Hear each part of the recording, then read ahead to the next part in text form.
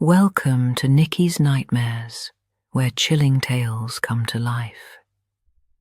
In today's terrifying story, we descend into the dark legend of the Mothman, a winged, red-eyed harbinger of doom whose sightings have haunted West Virginia for decades, from the eerie events at the old TNT plant to glowing eyes in the woods, to encounters that freeze the soul and warn of disaster. Tonight, we explore the creature that stalks the skies before tragedy strikes. Witness accounts, vanishing animals, ominous shadows, and encounters that follow witnesses for years will leave you questioning what watches us from above and what fate it brings with it. If you love scary stories, paranormal encounters, and true horror experiences, you're in the right place. Make sure to like, subscribe, and join me as we delve into the deep, dark, and the mysterious. The origin. I still remember the first time I heard the stories, quiet whispers that felt more like warnings than folklore. They began on November 12, 1966, near Clendenin, West Virginia. I wasn't there, but over the years I've replayed the scene in my mind so vividly, it feels like a memory burned into my own bones. 5 men were working in the local cemetery that day, preparing a grave. The air was still, the sort of quiet that settles over places where the living walk among the dead. And then, something broke that silence. They said it rose from the trees, something that looked like a giant shadowy human being, lifting itself up as if the ground no longer tethered it. It drifted over their heads, wings outstretched. The men insisted it wasn't a bird. It wasn't anything they recognized.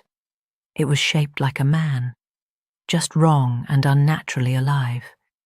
Those were the first ripples, and soon the whole region would feel the waves. Just a few nights later, November 15th, 2 young married couples were driving past the abandoned TNT plant near Point Pleasant, West Virginia.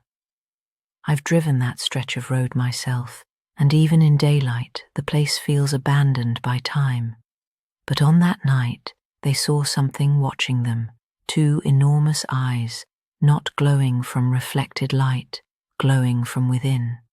They were set in a shape that looked human, but too big, 6, maybe 7 feet tall, and behind it, massive wings pressed tight to its back. When the creature stepped toward the plant door, fear took over. They drove, fast, but terror doesn't always stay behind you. Moments later, the creature appeared again, this time perched on a hillside by the road. It spread its wings and launched into the air. They said it followed their car as they pushed past 100 miles per hour, keeping pace as though speed meant nothing.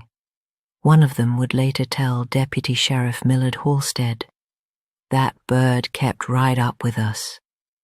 It chased them all the way to the Point Pleasant city limits, and strangely, they weren't alone that night. Another group claimed to see the creature 3 separate times. But it was what happened in Salem, about 90 miles away, that unsettled me the most. At around 10:30 that same evening, Newell Partridge, a local contractor, was at home watching TV when the screen went black. A strange pattern replaced it, like static, but different and strange, like a signal dying slowly. Outside, a sharp whining noise began to rise and fall, like a generator winding itself up. Bandit, Partridge's dog, began howling on the porch. When Partridge stepped outside, he saw Bandit locked onto something by the hay barn. 150 yards away, Partridge shined his flashlight, and that's when he saw them. 2 red circles, perfectly round, perfectly still, like bicycle reflectors floating in the dark, except they weren't reflectors, and they weren't still for long. Bandit took off toward the glowing orbs. Partridge called after him, but fear rooted him in place. He went back inside for his gun, but couldn't bring himself to step into the darkness again. He slept with the gun beside him, waiting for Bandit's bark to break the silence. But morning came, and Bandit didn't. 2 days later, Partridge opened the newspaper and felt his blood run cold. He read about the Point Pleasant sightings, about the creature chasing the couples into town. And then, one detail froze him completely. Roger Scarberry, one of the witnesses, reported seeing the body of a large dog on the road as they entered Point Pleasant. But when they passed the same spot on their way out, the dog was gone, vanished. They even stopped to look for it. Partridge knew without a doubt who that dog was. Bandit was never seen again. And then, just as quickly as the sightings erupted, they stopped. On December 15th, 1967, the Silver Bridge collapsed. It carried US Route 35 over the Ohio River, connecting Point Pleasant with Gallipolis, Ohio. That evening, under the weight of rush-hour traffic, one eye-bar in the suspension chain failed. The entire structure folded in on itself like a dying creature. 46 people died. 2 were never found. In the chaos, in the grief, something else slipped quietly into the background. Mothman vanished. No more glowing eyes, no wings in the night, no warnings in the dark. And that final silence was perhaps the most haunting part of all. Mothman, Story 1, The Cemetery Across the Street. 25 years ago, I was an 11-year-old kid in a town you've never heard of, a little place called Maple Briar, tucked out in Ashwood County. We lived in a tired red brick house that always seemed a little too close to the dead. Right across the narrow road was an old cemetery, the kind that looked like the world had forgotten it on purpose. Tilted stones, names eaten away by moss, an abandoned storage shed or barn at the far edge sagging in on itself, its splintered boards bristling with rusted nails. Other kids went to the playground by the school. My brother, my cousins, and I. We played tag among the graves. We weren't trying to be disrespectful. We were just city kids dropped into the country, chasing each other between tombstones that leaned like broken teeth. I remember sprinting home when the streetlights flickered on, heart pounding. Partly because I didn't want to get in trouble, partly because something about that place never felt entirely empty. That night was worse than usual. My parents had been fighting, louder than normal. Their voices spilled through the thin walls, sharp and ugly. I remember my brother and I exchanging a look, the kind of look kids share when they both know they'd rather face anything outside than what's happening inside. We slipped out onto the porch. The moon was full and too bright, washing everything in a strange silver glow. Even the cemetery looked different, like someone had draped the whole place in pale, cold light. "Let's go play," I told my brother. He rubbed his eyes, still half asleep, but followed me anyway.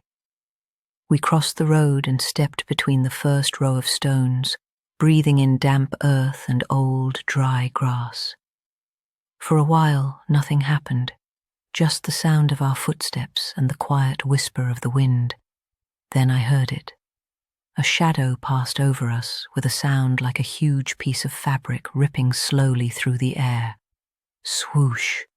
We both looked up. Nothing. Just the moon and a few thin clouds drifting past it. My brother swallowed. "What was that?" "Probably a big bird," I said, trying to sound like I believed it. But then it happened again. Swoosh! This time it came from behind us, and both of us jerked around at the same time, too late to see anything but a dark blur disappearing against the sky. We were at the far end of the cemetery by then, right near that rotten old shed. The house looked far away, its porch light a tiny, weak star across the road. "I'm going back," my brother whispered. He didn't wait for me to answer. He just ran. I watched him go, feeling like I should follow, but unable to move. Curiosity always got me in more trouble than fear ever saved me from it.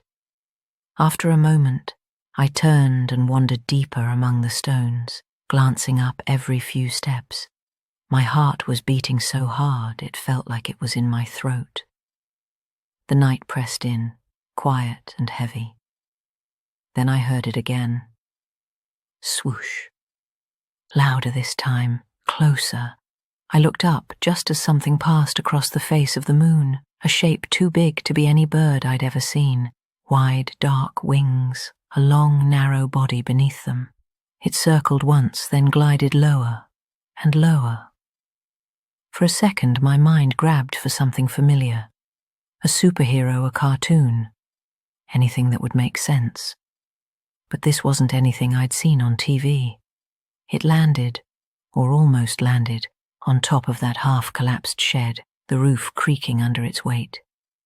It crouched there, silhouetted in moonlight, tall, unnatural, its wings folded around it like a cloak. I couldn't see much at first, just the outline, the curve of its hunched shoulders, the strange narrowness of its head. Then it shifted. It straightened up. That's when I saw its face, if you can call it a face. It was almost insect-like. The skin or whatever covered it looked dull and textured, like the dusty wings of a moth. Where its eyes should have been, there were two deep black pits, but somewhere inside those pits there was a faint, wet shine. Like there was something alive behind all that dark. We stared at each other. Every instinct in me screamed to run, but my legs wouldn't listen.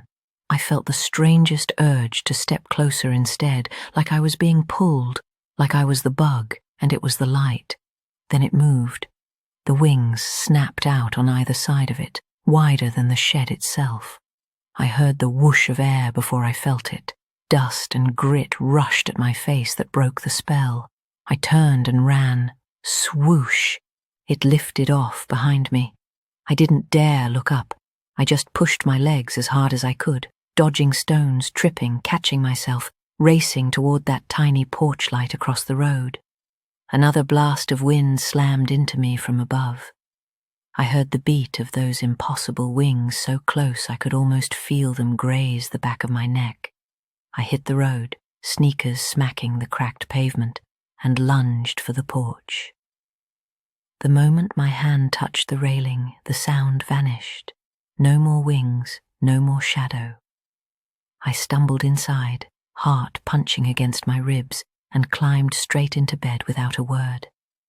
I told myself I'd imagined it, that it was just a trick of the moonlight, that I was tired, scared from my parents fighting, letting my mind run wild. The next day proved I was wrong. At school, I told one friend, quietly at the edge of the playground, half expecting him to laugh. He didn't. He just stared at me wide-eyed, and by lunchtime the whole class seemed to know. That afternoon, my homeroom teacher pulled me aside. She was one of those older teachers, a little grey in her hair, eyes that have seen more than they say. "I heard you saw something," she said. I shrugged, embarrassed. "Just a big bird, probably." Her expression didn't change. "I grew up around here," she said. "People have been seeing that thing since before you were born. Some folks call it the Mothman. They say if you see it, you'd better be careful.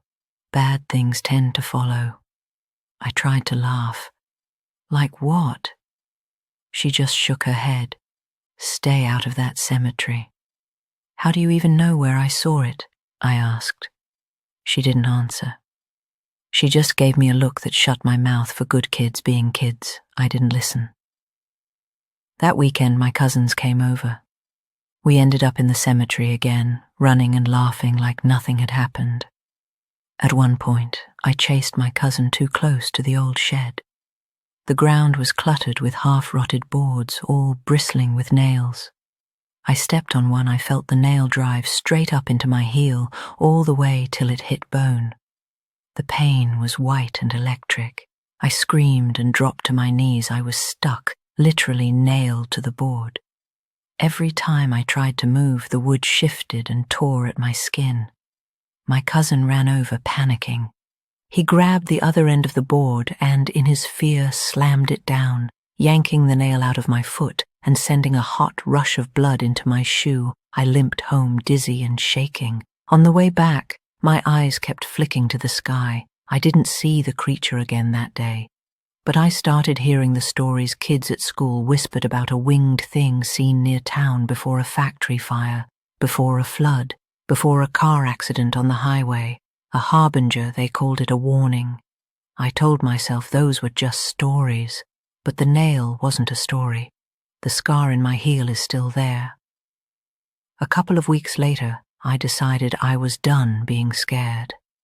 One cool autumn evening, right as the sun sank and the sky turned that ugly grey-purple, I walked back to the cemetery alone. I don't know what I thought I was going to prove. Maybe I just wanted to feel in control again, to stand where I'd run from and not run this time. The moon was rising, pale and swollen, lighting the stones in a flat, colourless glow. I took a deep breath and called out, voice shaking, "If you're real, if you're out here, come on then." Nothing, just the sound of leaves scraping along the ground. I almost laughed at myself, almost turned to go. Then I heard it, swoosh, not above me, behind me. The hair on the back of my neck rose before I turned. I looked up, and there it was, hovering, wings spread wide, just above the tallest headstones. This time it was closer than ever. Those black, shining pits where its eyes should have been locked onto me, I felt like they were pulling me apart, piece by piece, finding everything weak in me and staring straight through it. I couldn't move, couldn't speak. The creature didn't scream, it didn't attack, it just hovered there, studying me. Then, in one powerful beat of its wings, it shot straight up into the sky, a dark streak across the moon, and vanished into the clouds. The silence that followed felt wrong, like the world was holding its breath. I ran again that night, but it wasn't the same kind of running. It wasn't just fear. It was the feeling that something had noticed me, marked me. I never played in that cemetery again. The childish laughter we'd once filled it with turned into a memory that felt almost like it belonged to someone else. To this day, whenever something bad happens, a close call on the highway, a frightening diagnosis in the family, a near-miss disaster, I find myself glancing at the sky. I never see him, but I always feel like he's there, watching, waiting, wings just out of sight. Mothman. Story 2. The Thing in the Tree. You always think you're safe when you're unpacking boxes. There's something so normal about it. Tape ripping, cardboard scraping, the sound of your own footsteps echoing in a half-empty house. We had just moved into a place everyone in Hickory Ridge called the House on the Hill. It sat at the top of a narrow back road, twisting through the woods outside a forgotten little town in Northfield County. Not many people lived out there. A gas station, a diner, a handful of houses, and more trees than faces. We spent the whole day hauling boxes, arguing over where furniture should go, stepping around each other in a maze of clutter and extension cords. By 11 that night, I was exhausted. My bed wasn't even put together yet, so I tossed my little brother onto the couch in the living room and claimed his room for the night. His bedroom window faced the front of the house, high above the sloping yard. If you looked out from there, you could see the gravel drive, the edge of the woods, and the thick old oak tree in the front yard. I remember leaning on the windowsill, watching my breath fog the glass. The air outside was so cold and dry it made the stars look sharp. Then I saw it. At first, I thought I was just seeing shadows. Something was perched in the upper branches of the oak, way up, maybe 50 feet off the ground. The outline was wrong, too big, too heavy for those branches to be holding at all. I blinked. It didn't go away. It was about 7 feet tall, crouched there, clinging to the trunk like some twisted, oversized bird of prey. Then it turned its head. 2 red eyes lit up in the dark like someone had flipped a switch. Not just red, glowing, bright enough that I could see their color even through the glass in the distance. They were locked on me. Every muscle in my body seized. I couldn't breathe, couldn't blink. The rest of the world fell away. It felt like staring into the beams of oncoming headlights, only the car never passed and I never woke up. I don't know how long we stared at each other. Could have been seconds. Could have been hours. Finally, with all the strength I had, I squeezed my eyes shut and dropped down, pulling the blanket over my head like a child I'd just begun to think maybe I'd imagined it, that if I stayed under the covers long enough the image would fade, when something slammed into the window. The sound was like a body hitting glass. A flat, heavy, final sound. I screamed. I didn't think. I just ran. Out of the room, down the hall, through a maze of half-unpacked boxes. "There's something outside," I yelled, my voice breaking. "It hit the window. It hit the window." My parents were in the kitchen, surrounded by stacks of dishes and open cabinets. They turned toward me with matching expressions, a mix of fear and annoyance. "What's wrong with you?" my mom asked. "You look like you've seen a ghost." "Please," I sobbed, grabbing my dad's arm.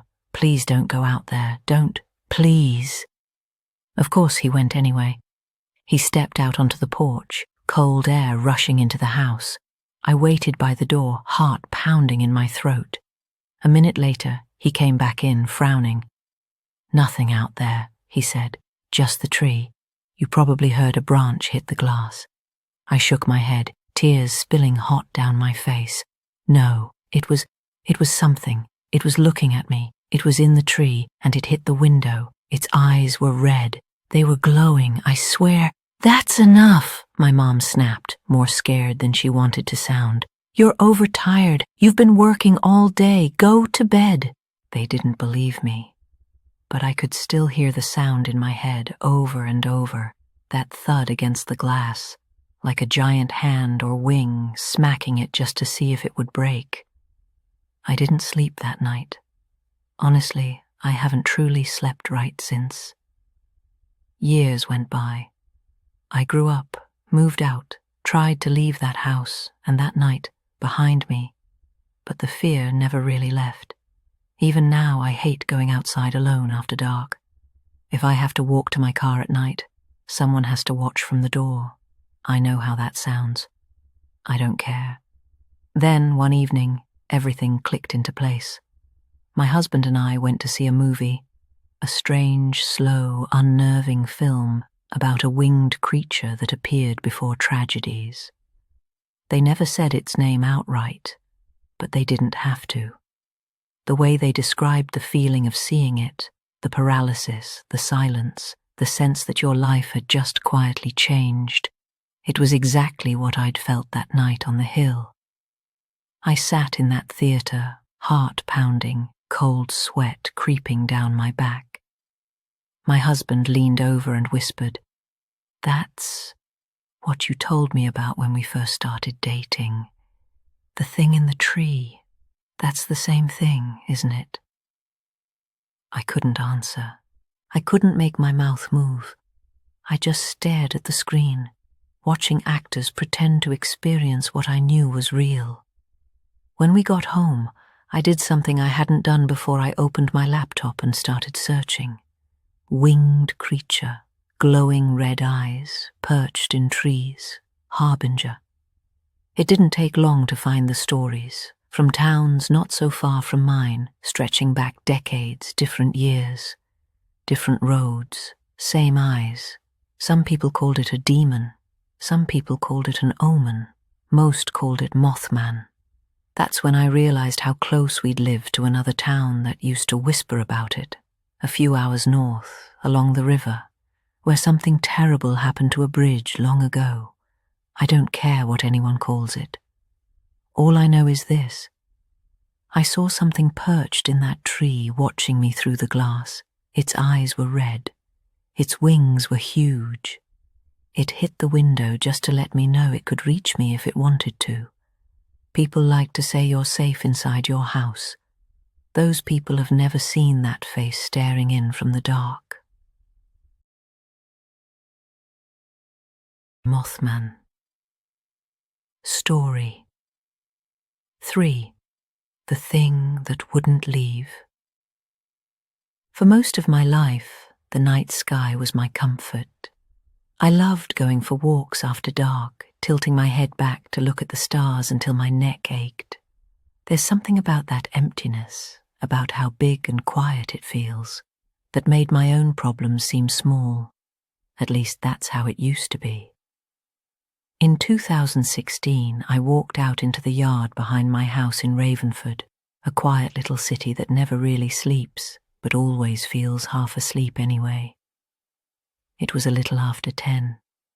The air was cool, the neighborhood mostly dark.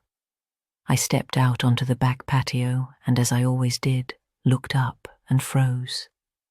Something was sitting on the roof of my house, a winged shape big enough to block out a thick slice of the sky behind it. For a moment, my brain refused to process what I was seeing. I told myself it was a trick of the light, a cluster of shadows, maybe a big bird that looked bigger from where I stood. Then it moved. It unfurled its wings, and I swear to you, they stretched wide enough to cover the entire length of my roof. They were totally black, but not empty. There was form, texture, a strange, leathery look that reminded me more of a bat than a bird. It rose from its crouch just a little. I couldn't see its face, only the massive outline, the way the wings cut into the sky. It stepped forward. Then it left the roof. It didn't leap. It didn't flap wildly. It simply glided off the edge, straight toward me. My body locked up, I mean completely, like someone had pressed pause on me. I couldn't duck. I couldn't scream. I just stood there, eyes wide, as this impossible thing floated closer. Its wings filled my vision, black on black. For one horrible second, I truly thought it was going to hit me. And then it was gone.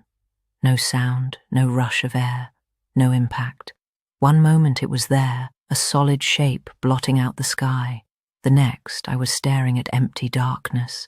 I stood there shaking, my mind racing in circles. What was that? What did I just see? Did I actually see it? I told myself it was a shadow, a trick, some weird reflection. I tried to believe it, but it didn't end there. Over the next few months, I started seeing it again, always at dusk or just after sunset, that thin grey time when the world can't decide if it's still day or already night. Sometimes it would be perched on a distant rooftop. Sometimes it would be crouched in the fork of a tree, barely a silhouette, but unmistakable once you knew what to look for. One evening, just after the sun went down, something small and black shot past my face like a bullet. It was about the size of a bird, but moved faster than anything I'd ever seen. A streak of darkness that seemed to twitch in and out of reality. It made no sound, no flap, no chirp, nothing. Just zipped by and vanished. For a while, I tried not to connect it to the thing on my roof, but then the bad luck started. At first, it was small things. A pipe in the basement burst, flooding half the floor. My car broke down, then the second car we relied on started having engine problems. The upstairs toilet overflowed and leaked through the ceiling. The sewage line backed up, twice. I kept brushing it off. Old houses have issues, cars break. Life happens. Then other things started to go wrong. A relationship I'd relied on for years suddenly soured. We fought all the time, over nothing, over everything. Friends came over and left early, complaining of headaches, of feeling sick or anxious for no reason. One close friend, who'd always been warm and talkative, came to stay a weekend within hours. She turned cold and irritable, snapping at me over little things. "I don't like it in here," she said at one point, eyes darting to the corners of the room. "It feels heavy." She cut the visit short. The worst part came later. I lost my job. It wasn't expected, and it wasn't fair, but it happened. One day, I had stability. The next day, I had nothing. After that, the house didn't feel like a home anymore. It felt like a trap. One night, after yet another argument with a family member, I sat on the edge of my bed and whispered, "This all started when I saw that thing." Once I said it out loud, I couldn't unsay it. Months passed. I stopped walking outside at night. I closed the curtains earlier. I tried to ignore the sense that something was still circling my life. Then, on an evening in early October of 2020, I went out for a late dinner. There's a little fast food place off the main strip in Ravenford. Bright lights, neon signs, the kind of place that always smells like fries and burnt coffee. I pulled into the drive-through lane, placed my order, and inched forward with the line of cars. As I waited near the pickup window, I heard a sound above my car. Not loud, just a faint rush, like a coat dragging through the air. I glanced up through the windshield. Something dark and winged flew over the roof of my car, close enough that I felt my chest seize. It was just a blur against the bright parking lot lights, but I knew. The shape, the way it glided, I knew. I gripped the steering wheel and looked around to see if anyone else noticed.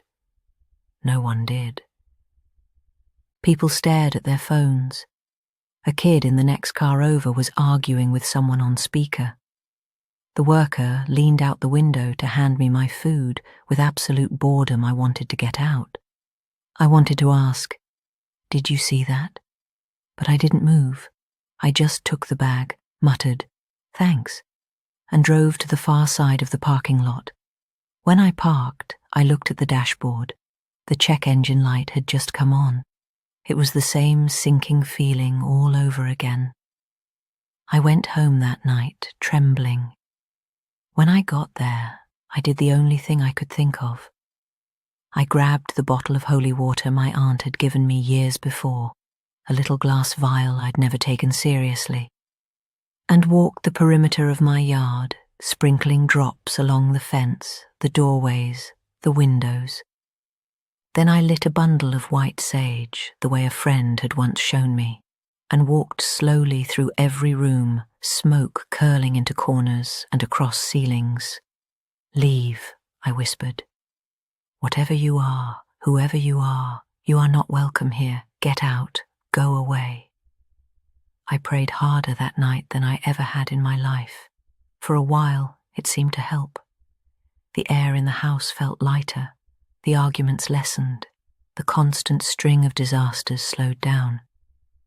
Months passed without any sightings. I started to breathe again. 9 months later, I realized I couldn't remember the last time I'd looked nervously at my roof. I almost convinced myself I'd imagined it all. And then I saw it again. That night, after the drive-through, after the thing flew over my car and the check engine light glowed to life, I went home and did something I'd avoided for years. I searched for other people like me, winged creature. Omen, bad luck, roof, red eyes, check engine, harbinger. The same name kept appearing, Mothman. Some of the stories were far away. Some were close enough to make my skin crawl. Different people, different lives, same pattern, they saw it. And things broke. Bridges, cars, families. I still haven't told many people about this. Most would say it was coincidence, that I was just going through a rough patch, that seeing a shadow on my roof had nothing to do with losing my job, with pipes bursting, with cars breaking, with friends leaving my house feeling sick and wrong. But I know what I saw. I know how my life felt before those wings covered the sky above my house, and how it felt after. I've burned sage. I've sprinkled holy water. I've begged whatever's out there to leave me alone. Maybe it has. Maybe it hasn't. All I know is, every time an engine light comes on, every time the house makes a sound it shouldn't, every time the night feels too heavy, I look up and I remember. There is something out there with wings too wide for our houses and eyes that see too much of our lives. Some people say he only comes before disasters. Some say he's the cause of them. I don't know which scares me more. The story ends here, but the terror does not. Join me again, like, comment, and subscribe if you dare.